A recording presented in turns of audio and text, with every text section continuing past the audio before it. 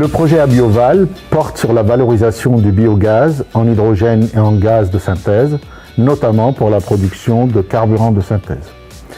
Il est financé par la région Hauts-de-France, par les fonds FEDER pour le développement régional, l'ADEME, et en partenariat avec 3 entreprises, Prodeval, Neoeco et Opal Environnement.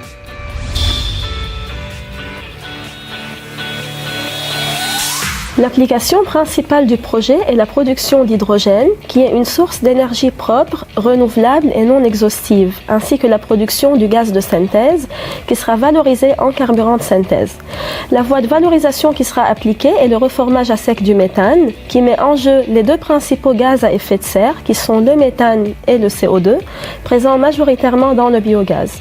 Sachant que cette réaction est fortement endothermique, le but du projet est de synthétiser des catalyseurs actifs, stables et fortement résistants aux impuretés présentes dans le biogaz, tels que le toluène, le limonène et le sulfure d'hydrogène.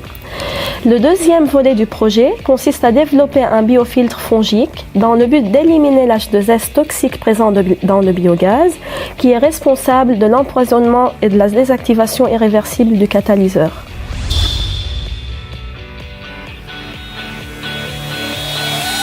Cette étude va nous permettre de valoriser le biogaz obtenu par la méthanisation des déchets ménagers et agricoles dans les centres d'enfouissement.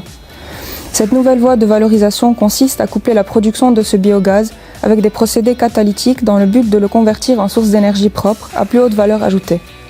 La désulfuration biologique par les champignons appliquée dans ce projet permettra de réduire le coût de traitement et de purifier le biogaz d'une façon propre sans la production de composés chimiques secondaires.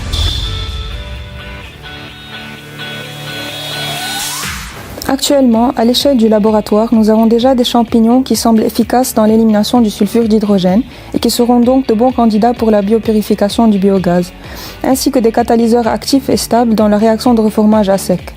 L'étape suivante sera d'étudier ces catalyseurs en présence d'impuretés, comme le toluène et le limonène, et de valider le biofiltre fongique en présence de biogaz prélevé du centre d'enfouissement partenaire au projet.